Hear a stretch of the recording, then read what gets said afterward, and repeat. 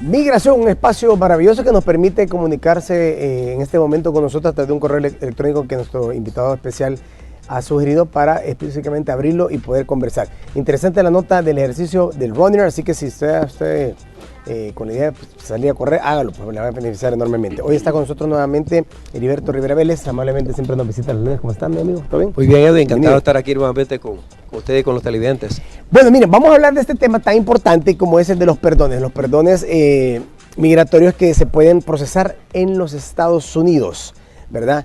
Usted puede hacer en este momento las preguntas. Recuerda que estamos en vivo a través de Facebook Live. En ese momento usted puede hacerlo y la idea es poder contestar ahí a través de Henry, que está manejando en ese momento. Así que saludos a todos los chicos del Facebook Live que están viendo el programa. Ahí estamos. Aquí estamos.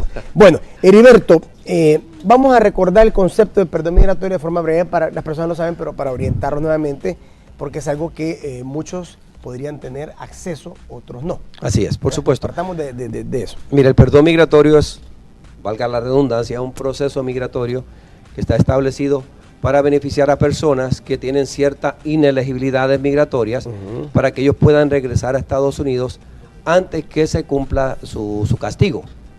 Antes de que se cumpla su castigo. Por ejemplo, digamos una persona que entró indocumentada a Estados Unidos y permaneció más de un año, bajo la ley tiene un castigo de 10 años que no podría regresar a Estados Unidos. 10 años. 10 años. Pero el perdón migratorio exime tener que esperar esa cantidad de tiempo si es aprobado por migración, por supuesto, y hay una petición de parte de un cónyuge o de un padre que es el que podría en ese momento transmitir ese perdón. Entonces, cada perdón o cada inelegibilidad es diferente. Por eso no podemos decir que el perdón de esta persona o la inelegibilidad de esta persona y inelegibilidad de la siguiente son las mismas, porque hay inelegibilidades que tienen derecho a un perdón, hay inelegibilidades que no tienen derecho a perdón migratorio. ¿Cuál sería entonces, Heriberto, el llamado nuevo proceso, precisamente para este concepto del perdón migratorio? Pues mira, hace unos años atrás, porque ha variado, no cambió la ley, cambió el procedimiento. Bien, usualmente cuando yo estaba en la oficina de migración aquí en la Embajada Americana, toda persona que necesitaba un perdón migratorio, hay excepciones que se podían caer, pero en la mayoría tenían que regresar a su país de origen para poder procesar un perdón migratorio, que dependiendo en el país donde te encontraras era el tiempo de espera. Por ejemplo, en El Salvador, antes de cambiar estos procedimientos, se estaban esperando como 18 meses para un perdón, cuando en México se estaban esperando a veces 2 años y medio y 3 años. Entonces, ya vino el tiempo, creo que fue como el 2012, 2013, que centralizaron todos los perdones y se someten en Estados Unidos en vez de someterlos en los países de origen. Así es. Entonces se centralizaron, todos se envían a Phoenix, Arizona y son procesados en Nebraska. Posteriormente a que cambió ese procedimiento que iban a ser procesados en Estados Unidos, vino que se firmaron unas órdenes ejecutivas que si tú eras cónyuge o hijo de un ciudadano, se podía procesar el perdón dentro de Estados Unidos antes que la persona viajara a su país de origen. Okay. Posteriormente, ya el año 2016, cambió que solamente que podían los cónyuges de residentes e hijos de residentes, también si vivían indocumentados en Estados Unidos, se puede procesar su perdón allá también. Hay casos que tienen que venir fuera. Son excepciones, ¿verdad? Son excepciones. Por alguna razón específica. Hay un porcentaje que pueden someter el perdón en Estados Unidos y hay un porcentaje que tiene que hacerlo fuera, especialmente, solamente tú puedes someter un perdón dentro de Estados Unidos si tu inelegibilidad migratoria es estar indocumentado. Bien, si entraste ilegal a Estados Unidos, no te atrapó migración, no tienes un proceso de deportación o nunca lo tuviste, no cometiste un delito, solamente es ilegalidad, puedes hacer el perdón allá. Ahora, lo puedes someter. El que lo apruebe en migración, nada garantiza que va a ser aprobado, hay que someter un buen perdón. De eso vamos a hablar otro tiempo, lo que es el proceso de perdón. Ahora, hay personas, todos esos que mencioné, si tienen una deportación, si tienen un delito por el cual necesitan perdón, tienen que salir del país a hacer su perdón fuera. Pero quiero enfatizar ahorita, concentrarnos en las personas que pueden someter sus perdones en Estados Unidos, porque es lo que he estado viendo en mi oficina. Yo selecciono los segmentos basado en lo que estoy viendo en mi oficina o errores que comete la gente. Y hoy estoy viendo personas, te digo, en las últimas semanas he visto como 6 personas que pudieron haber sometido sus perdones en Estados Unidos, no tenían que estar separados de sus seres queridos por lo menos un año. Si lo hubiera aprobado migración, solamente venían por 2 o 3 semanas, pero no buscaron la información correcta o hicieron procesos incorrectos y terminaron aquí sin un perdón migratorio. Y ese es el problema que quiero enfatizar hoy. Las personas que entiendan, si tienen un familiar allá que está haciendo un proceso de residencia, si está indocumentado, averiguar bien en Estados Unidos si puedo someter el perdón allá antes de viajar. Esa es la clave. Y que migración lo procese. Quiero recordar que estamos transmitiendo a través de Facebook Live para que usted pueda a través del mismo, obviamente, hacer comentarios. Entiendo, Henry, que ya tenemos la primera consulta. Adelante. Tenemos por aquí algunos comentarios de algunas personas que ya se están reportando. Carlos Antonio Gámez Alvarado quiere saber los contactos de Heriberto. Blanca Hernández nos manda saludos desde Arkansas. Cris Martínez dice... déjame ver el mensaje. Dice: hola, quería hacer una pregunta. Mi hermano se casó con una ciudadana, pero mi hermano anteriormente tuvo visa y la perdió porque no le pusieron un sello una vez que viajó. Luego entró ilegal 2 veces a los Estados Unidos y las 2 veces lo agarraron. Ahora bien, dice, él quiere saber qué tan posible es que le salga la residencia a través de su cónyuge. Ahí tiene un problema este joven. Estamos hablando de inelegibilidades. Pues sí. Inelegibilidades que no te permiten procesar un perdón allá e inelegibilidades que no tienes derecho a un perdón. Él entró 2 veces indocumentado y lo atrapó migración. Pero hablé de un sello, ¿verdad? Pero el sello ahí es inmaterial. Ya, okay. Okay, el caso de él es que él ingresó a Estados Unidos, lo atrapó migración, estoy bastante seguro que lo deportaron, después volvió a ingresar otra vez y lo deportaron. 2 veces. Posiblemente hay una tercera ingreso porque tal vez vive en Estados Unidos y volvió a ingresar una tercera vez. Si tú ingresas 2 veces a Estados Unidos, tienes una inelegibilidad migratoria que es la 212A9C, que dice que tienes que permanecer fuera de Estados Unidos 10 años antes de ser elegible para la residencia y un perdón, porque después de los 10 años, si tienes doble deportación, necesitas un perdón y 212. El de ilegalidad no lo necesitarías, porque ya pasaste 10 años fuera, pero necesitarías el de deportación. Pero tienes que permanecer en Estados Unidos 10 años para ser elegible para esa residencia. Rápidamente, te pedían los contactos, después vamos con Claro otra. que sí, ya, mira, los contactos para las personas que están viendo este segmento es tv.ayudamigratoria@gmail.com y pueden buscarnos en las redes sociales bajo www.ayudamigratoria.com.sb, que esa es nuestra página web, y nuestra página web lo conecta a todos los contactos de nuestras oficinas, los teléfonos, la dirección y las redes sociales, que estamos en Twitter, estamos en Instagram, estamos también en Facebook. Todas las plataformas. Así es. Adelante, Henry, tenemos otra consulta. Sol Juárez dice: hello, hola El Salvador, me gustaría saber si un tío que es ciudadano en Estados Unidos me puede adoptar o ser tutor legal para poder peticionarme. Tengo 27 años. Tutor legal, eso no, para mí, gracias. Tíos no pueden peticionar a sobrinos. No existe para nada. No, directamente no. Y ahora ya es mayor de edad, 27 años, y un proceso de adopción no sería permitido tampoco, porque para que un adoptado ingrese a Estados Unidos legalmente... Pero ese es por medio familiar, ¿verdad?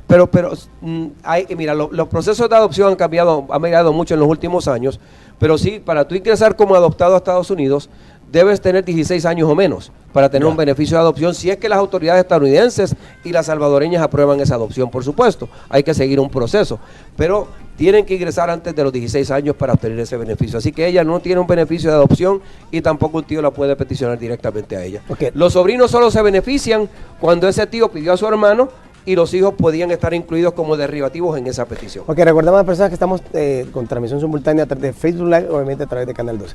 Por ahí tenemos otro comentario, Henry. Sí, tenemos Meni Tejada, dice: saludos desde Los Ángeles, California, amigos. Carolina Molina: hola, buenos días, mi mamá me peticionó hace un año, ella es ciudadana, yo soy soltera, ¿cuánto tengo que esperar? ¿No dice la edad? No dice la edad. No dice la edad. Bueno, si la mamá es ciudadana y la peticionó hace un año, hay 3 categorías ahí. Si es menor de 21, la residencia debería salir en aproximadamente un año.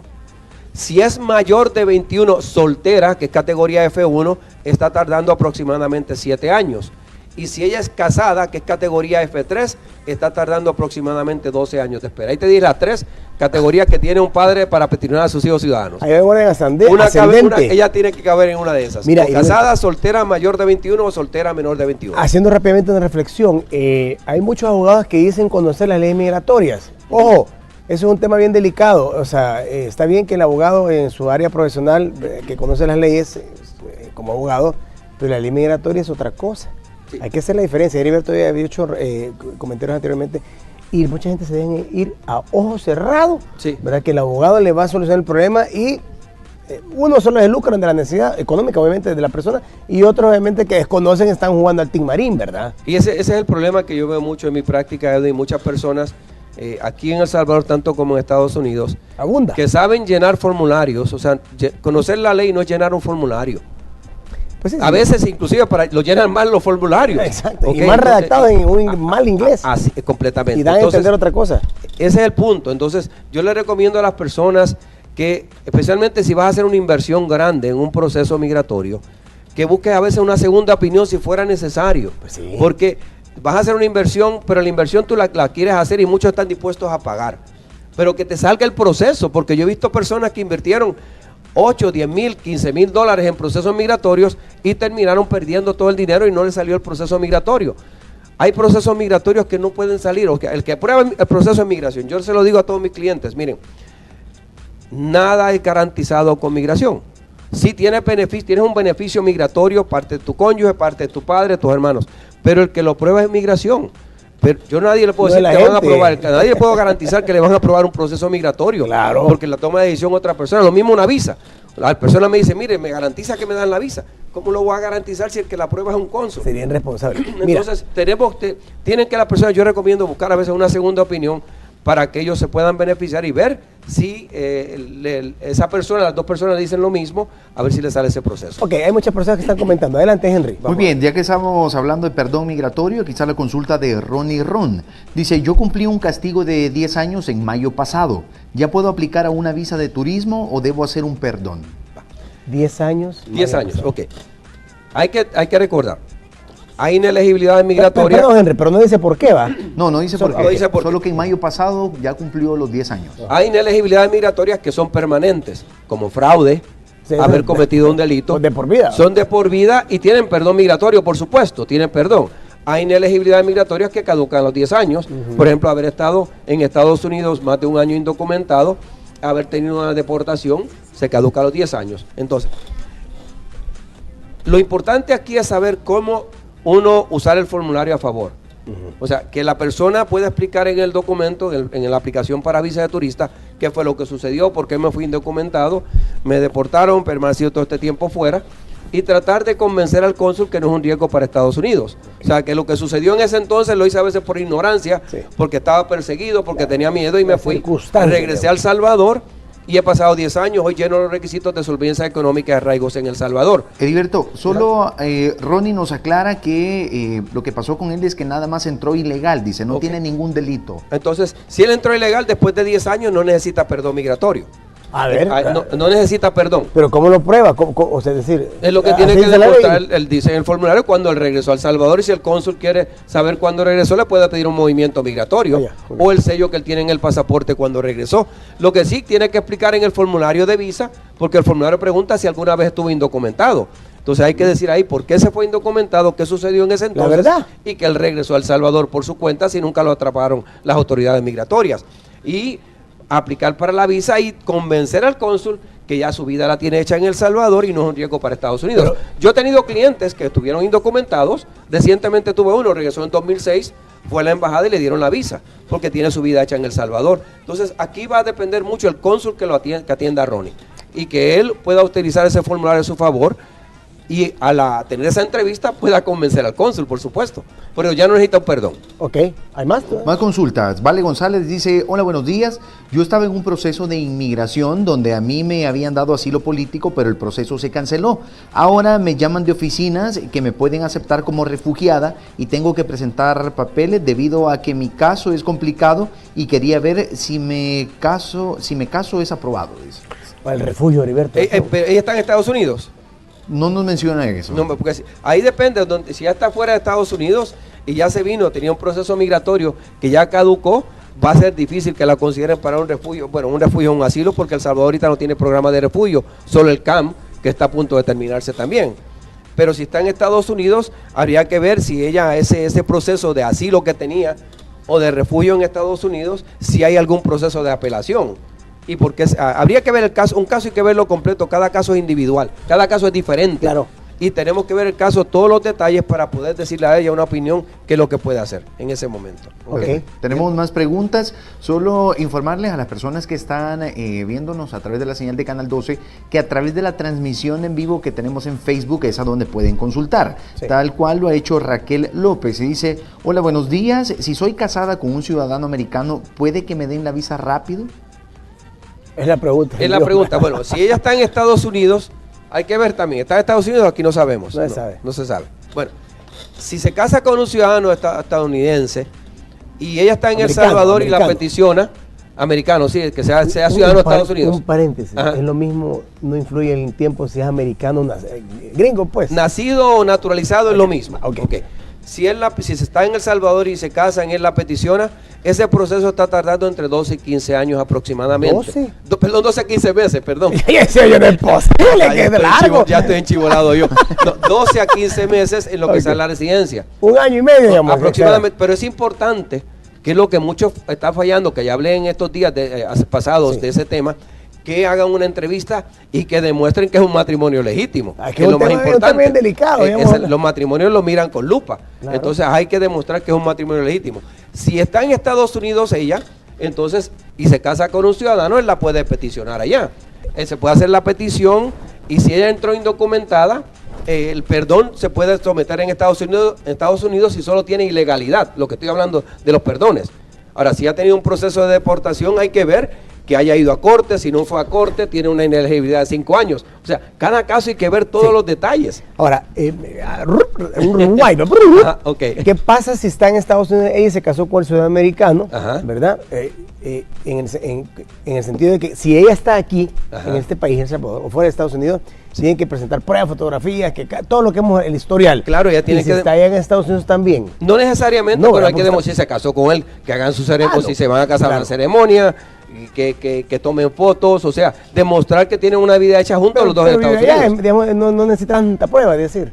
Sí necesitas evidencia que es un matrimonio legítimo. Claro. Por supuesto, esa foto, yo digo 300 no son Pero suficientes. necesitan más los que están fuera del país. Los que están fuera del país porque no se están viendo, por supuesto, que Estados Unidos está con esa persona conviviendo, deben hacer impuestos juntos, deben tener una vida hecha Un matrimonio, juntos los pues, dos. Aclara, Claro que Vale, que dice, es que mi papá es el que me ha solicitado y estoy aquí en El Salvador. Dice. sí. La muchacha esta. Sí, Pero no es cónyuge entonces, es un ciudadano, pero es el papá ciudadano. es el papá. Ah, no, si es el papá ciudadano, entonces dependiendo de su edad es el tiempo que va a tardar. ¿Cómo funciona eso? ¿Menor de 18? Menor de 21 años, Menor de 21, perdón. padre ciudadano, y te somete antes de cumplir 21, la residencia debe salir en unos 12 meses y aunque cumpla 21 ya es considerado categoría IR2, que el tiempo de espera debe ser el mismo. Ok. La ley el acta de protección al estatus del menor, Child Status Protection Act, protege a estos jóvenes ciudadanos. ¿Y casada? Bien, a estos jóvenes que los pide un ciudadano. Ok. Si es casada, son 12 años de espera, que es categoría F3. Y no es más fácil que la...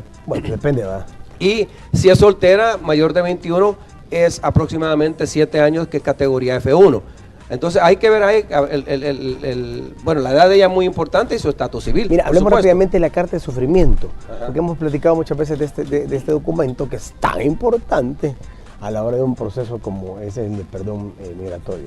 ¿Qué es la carta de sufrimiento, Heriberto? La carta de sufrimiento extremo, en inglés sería Extreme Hardship Letter, es donde el peticionario o la persona que transmite este perdón, ahí hay que describir el sufrimiento, la situación emocional, económica, hay muchos factores el cuales uno utiliza o trata de explicar en una carta de sufrimiento extremo. ¿Quién asesora para hacer esta carta? Mira, yo usualmente le hago las cartas a mis clientes. Yo se Tú las lo haces. preparo basado en una entrevista que le hago a ellos y en la evidencia que ellos me proveen a mí. Digamos, me proveen una evaluación psicológica para ver su estatus emocional, su condición emocional.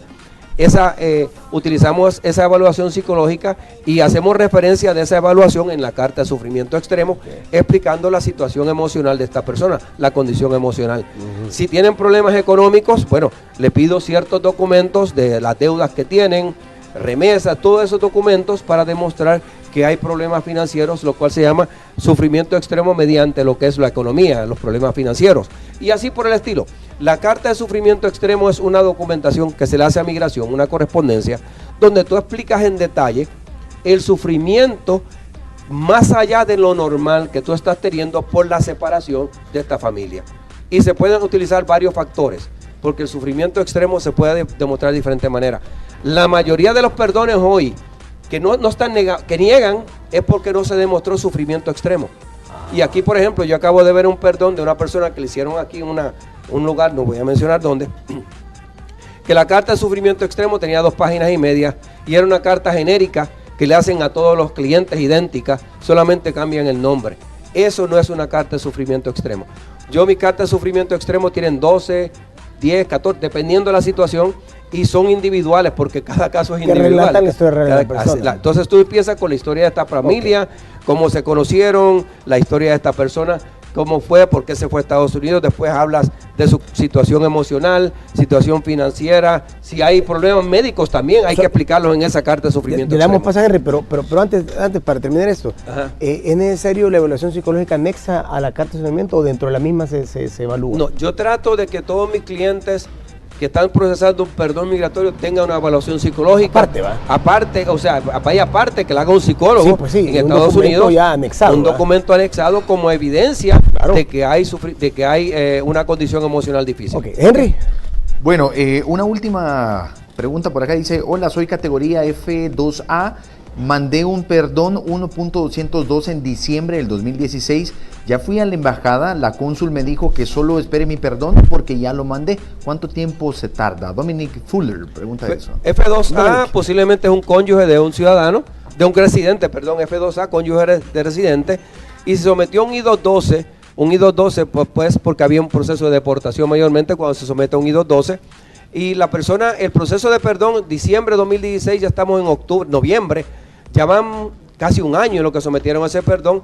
Yo empezaría a averiguar con migración o hacer llamada a la sección de servicio al cliente de migración, porque deben tener un número de ese perdón que se sometió. Cuando migración lo recibe, le envía un número de caso, o buscar en línea a ver cuál es el estatus de ese perdón, porque ya ha pasado suficiente tiempo para que ese perdón esté procesado o esté aprobado o denegado.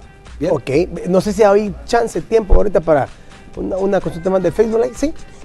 Tenemos Dale, más dale. preguntas. Alberto Coreas dice, buenos días, quisiera saber cuánto se tarda migración para aprobar residencia a hijos no casados mayores de edad de un ciudadano que aplicó por medio de un comité.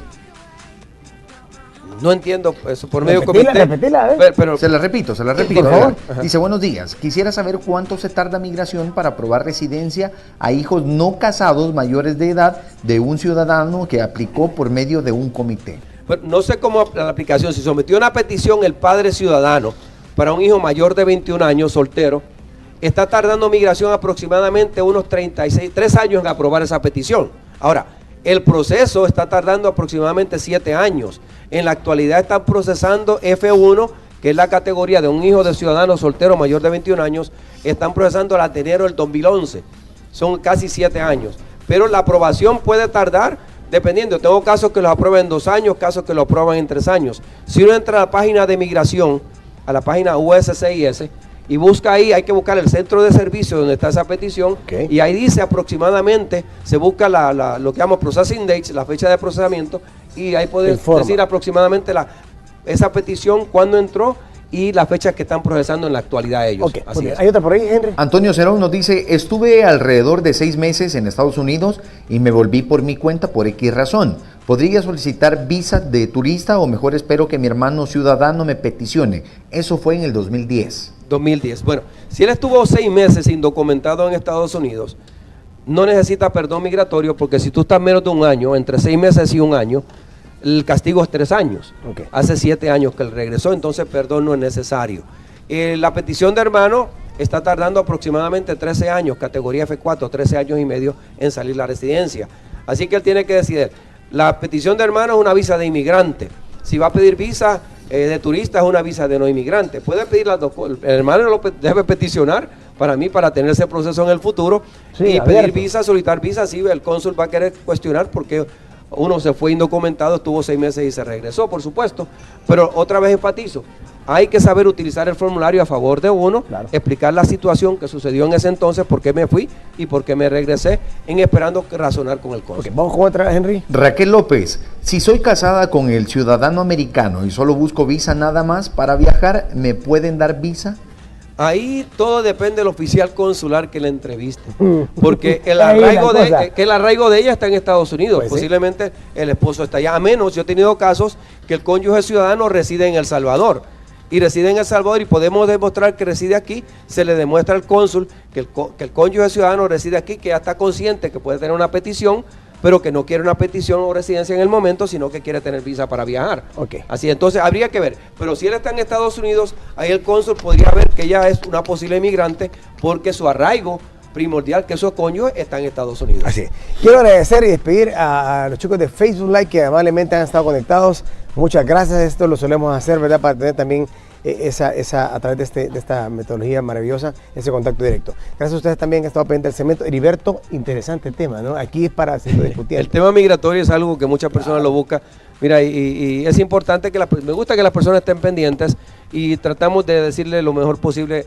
Cada situación es diferente, como lo hemos enfatizado, y por eso a veces me puedo quedar corto en contestarle a una persona, claro, porque pero quisiera ver su caso completo porque te escriban antes, Heriberto. antes de yo poder decirle, mira, esto es lo que puedes hacer. ¿Tu correo especializado Mira, para correo, esto? puede escribirnos ayudamigratoria@gmail.com, ese es el correo de la oficina. El correo para este segmento es tv.ayudamigratoria@gmail.com. Y si está aquí en El Salvador, visítenos en Plaza Suiza, local LB25 en San Salvador. Los contactos aparecen en pantalla, el teléfono primordial, número 1, 2298-9685 Ok. o 2298-9686. Quedémonos hasta aquí, Heriberto. Seguimos con más de El Salvador. Gracias a mi estimado Henry por ayudarnos Feliz con el día. contacto. Feliz día de Facebook Live. Y ya vino Francisco Arevalo, nos va a cocinar rico. Hay música.